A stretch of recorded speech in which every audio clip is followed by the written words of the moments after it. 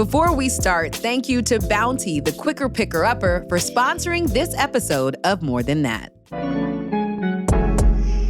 There's nothing in life more important to me than family.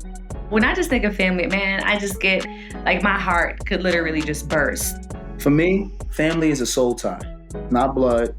It's a soul tie that you are connected and bonded for life. For some of us, family feels different. It's our chosen friends. It's the tribe that is there for us in highs and lows.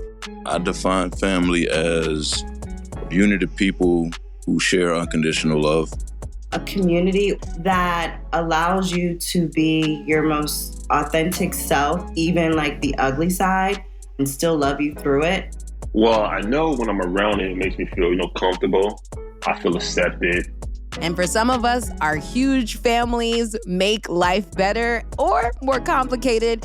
You can have family and you not like them. So it doesn't always have to be all glitter and rainbows, right?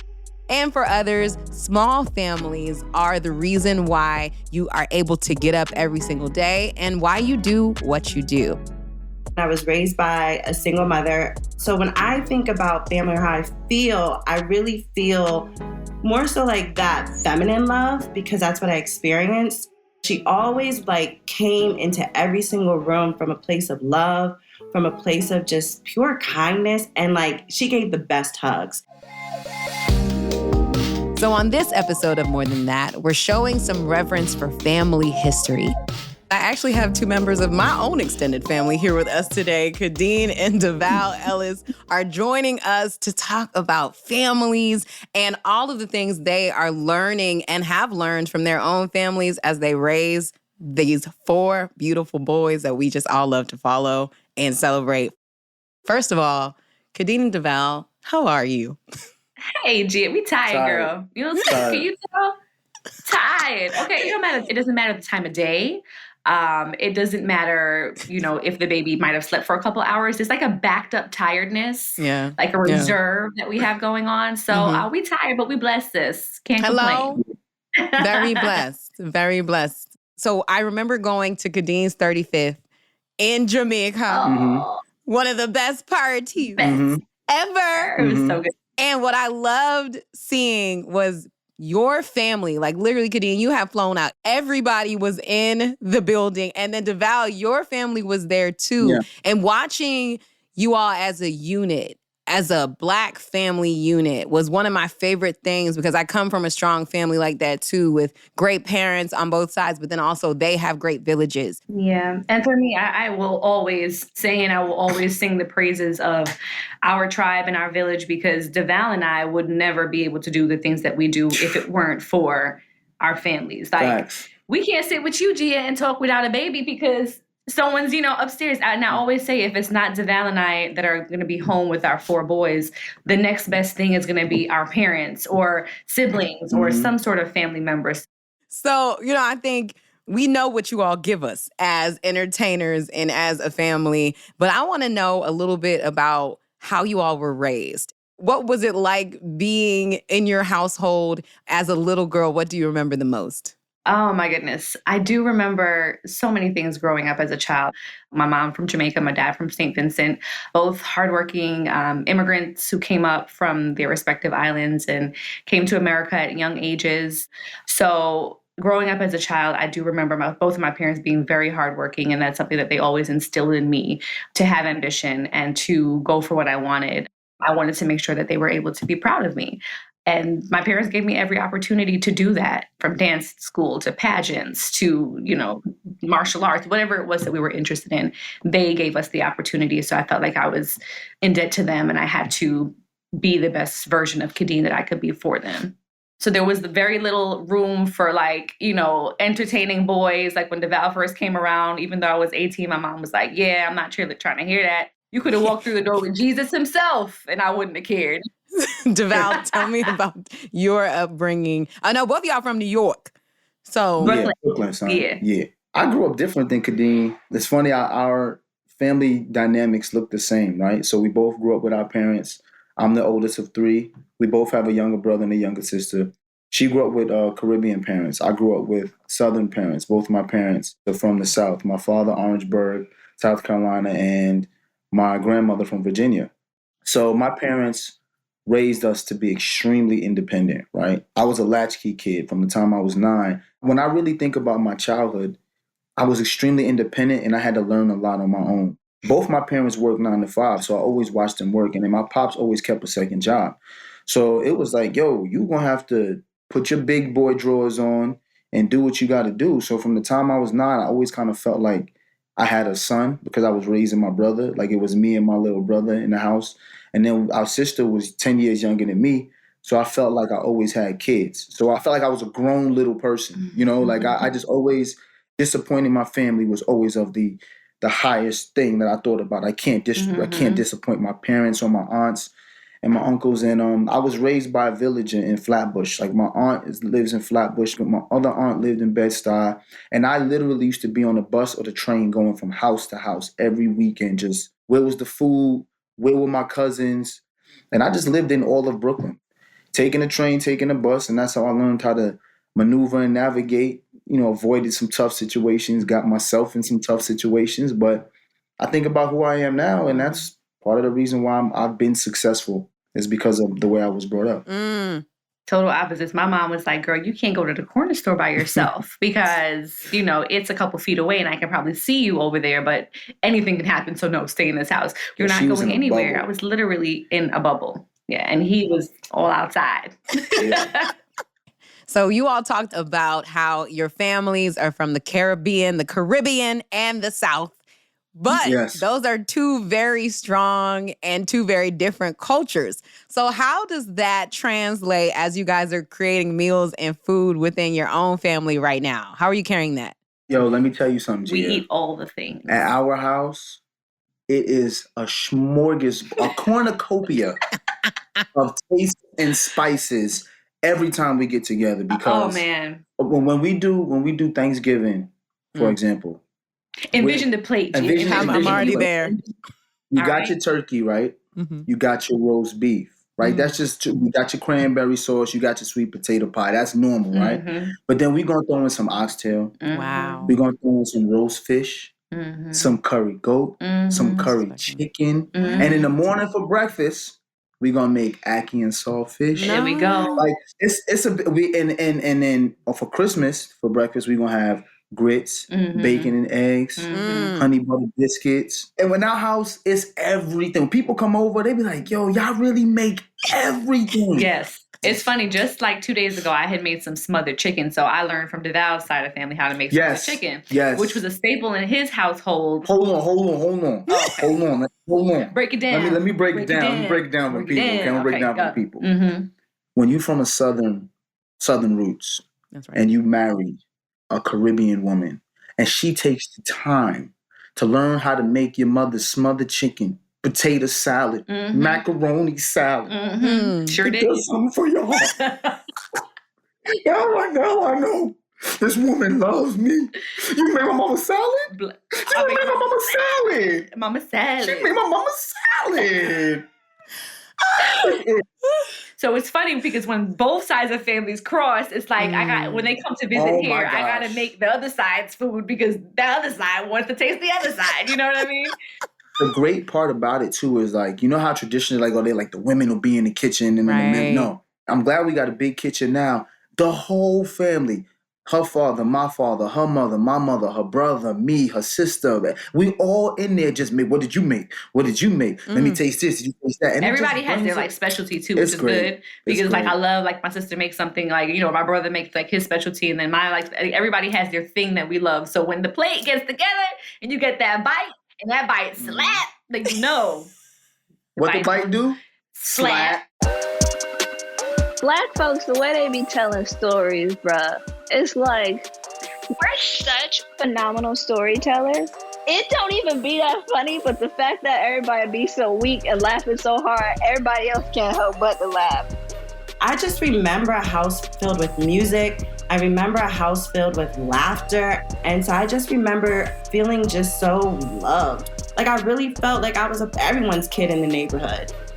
She would have these massive 4th of July cookouts at her house in D.C. She and my godfather would just literally invite the whole neighborhood. Or that's what it felt like. All of D.C. was in the building, and my god sisters and her would make sure that there was so much food to go around. Family is everything, and we come together in the kitchen.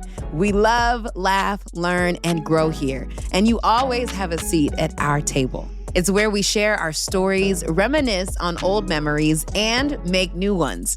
From Auntie's laugh to Grandma's sage advice over good food, I live for moments like that. Sharing recipes, cooking our little hearts out, making messes, and doing it all over again because, hey, life's messy, but we keep it pushing. As family, we're stronger together and bonded forever. And it doesn't get any more real than that. Bounty, the quicker picker-upper. I lost my mom 2 years ago, right before COVID happened, and it rocked my world. My mom would wear pearls all the time, and I thought, for one, like, pearls are cute, but, you know, they're kind of associated with the, like, old lady granny sort of jewelry. But now, they just mean so much to me, and they're very significant. So I think I will always have a set of pearls. I will always look up to the sky when I see, you know, a hawk and just, you know, feel her covering me. My grandfather actually was one of the first Black men to have a chain of businesses out here in South Chicago. So that started up my mother doing it. She's influenced by my grandfather. She's, you know, since she wrote a book that lists all of the statues in the United States that commemorate African Americans. My grandmother bought me a Polaroid camera. That was like the first camera I had, and it was so cool because you snap the picture and the picture just comes out. And when my grandma actually bought me the camera, that allowed me to actually do that. I was able to actually start my own photo album. My godmother looked like love incarnated. She was a caramel, silky brown and had beautiful light brown hair. And I remember that she would always give the best hugs. She was one of the first people that I actually went to without any hesitation. She always taught me to love despite the hardness of anyone's outer shell. And I carry that with me today. Who do you think was the most influential on you growing up? And if you could, what piece of advice just sticks with you to this day from that person? I would say my grandmothers were the most influential on me, Khadeen, who I am today. I was super, super close to my dad's mom, my grandma Joseph, and she passed away, so many years now, about 12 years ago now. Mm-hmm. And I think a lot of the compassion and generosity that I have for people and wanting to help people comes from my grandmother on my dad's side. Just the little things that I think our generation just kind of takes for granted, that desire to want to serve your partner or to serve your spouse or to be of service to someone who you're in a relationship with. Like, those are things that I saw as a kid growing up and I valued. And I think it's something that really helps Devale and I in our relationship now. And it also helps as we parent, and it helps with our boys because they just know that regardless of what, mom is here or, Khadeen, my wife, is here. And I want to raise strong Black men. I have 4 boys that I'm raising, 4 Black men. And I feel like, yes, they need their father to be in their life as a strong figure, but they're going to need their mom too, because my Black men need to have that refuge. They need to seek refuge at home. And I take that very, very seriously. And it's very important to me. So my grandmothers have definitely, I call on my grandmother from my mom, but oh my God, I want to get emotional. My grandmother on my dad's side, because she and I were so, so close. And I think of her often. Sorry, this wasn't supposed to be so. It's okay. You are more than I get it. I get it. Those people never leave our hearts. And I think that's what's coming up for you. Is like she's speaking through you right now, sis. All that stuff you talking. What's funny is when Khadeen and I first started dating, we spent a lot of time at her grandmother's home because her grandmother's home was the go-between between her parents and my parents. Here's a quick little caveat people don't know. Me and Khadeen's mom didn't talk for 2 years while we were dating. Mm-hmm. Like we had a moment where we did not talk. I refused to go to her parents' house. So we used to go to her grandma's house and we used to spend time there, and she was a sweet woman and she loved you. She loved me. Yeah, she did love me to death and I loved her to death. So I know I can understand these tears because she was our refuge when we were going through it. with her mom, which now that I have kids, I completely understand why her mom was the way she was. Because we were 18 and we were reckless. I understand where her mom was coming from. At the time, I didn't, but now I do. So. Yeah. Sometimes you just need somebody who can give you that soft landing space. And I understand, for me, that was my godmother who passed from cancer about 3-4 years ago. And sometimes when I go on TV, I'll be like, look, godmommy, we did it, girl. I'm here. We outside. Like, I know you watching. But I do want to know, there is something so beautiful about watching you all, I'm sure from your parents' point of view, become parents. And so what intentional legacy that you got from your parents are you really making sure that you're carrying on in the parenting style, but also lessons that you want your boys to continue to carry from the legacies of how you and your family grew up and were raised? This is easy for me because I was just talking to another Black father about this. And I just remember watching the men in my life be providers, protectors, but also tell the generation that came after them they need to be better than them. And I want to do the same thing for my boys. It don't matter how much money and how much your dad has, you have a responsibility to be better than me and then pay it forward and make sure that your son is better than you. If there's one lesson that I want my kids to listen to me about, it is that. Because my grandfather made it better so that my father was better than him. My father made it that I'm doing better than him, and I'm going to make it so that my sons are doing better than me. But I'm not going to make it so that it's easy and they don't remember to teach their sons to be better than them. So that's the lesson I want to teach my boys.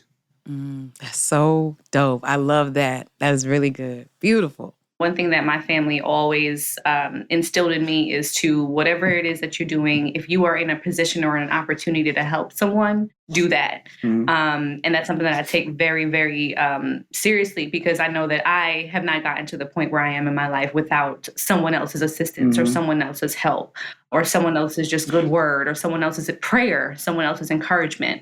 So I want to make sure that my boys know that they are blessed. Yeah. I want them to make sure that they understand that having just a general respect for people is very, very important. Just being, good men, being men that have respect for others is huge for me. But the paying it forward part is very important, because I feel like if you were blessed in an abundance, that you have the duty to then be a blessing to others. So absolutely. I think they work hand in hand because, we do teach the boys that you have a fiduciary responsibility to take care of your community when you live in abundance. My grandparents kept the neighborhood kids in their house at all times. My parents kept the neighborhood kids in their house. We keep the neighborhood kids in our house. Like that's just part of our family's legacies, both your family and mine, is to be part of the community, because we've all been blessed in abundance. And being blessed and living in abundance doesn't always have a monetary value. Yeah. You can be blessed and live in abundance with love, because the collective is always stronger than the individual. So when you think about family, family is the collective, the soul ties of the collective that are working together to not only make yourselves better individually, but make the world a better place in general. Yeah. You all are such blessings and visions of what family can look like for so many of us. So we are just so thankful for the ways you love on your boys, but also you share that love with your community, within yourselves as a couple, and then within your family. So thank you for being here on our episode about family. We love you. I love y'all so much. I want to thank our guests for joining me on today's podcast. Listening to Devale and Khadeen share their family lessons reminded me of the intentionality behind my upbringing and reinforced my appreciation for family and home. We learned a lot today, from the importance of sharing traditions to learning how to parent to holding space for your children to thrive. Our family teachings serve as the first steps we take in this long journey called life. In fact, I'd like to dedicate this episode to my godmother, whose memory I carry with me every moment of every day. Next week, join us as we lean into another type of lesson, one about sustainability. Remember to check out the show notes for all of the resources mentioned in the show. Once again, thank you to Bounty, the quicker picker upper, for sponsoring this episode. We appreciate you for always being there. Don't forget to hit subscribe, give us a good rating, and follow us at More Than That Show on all platforms.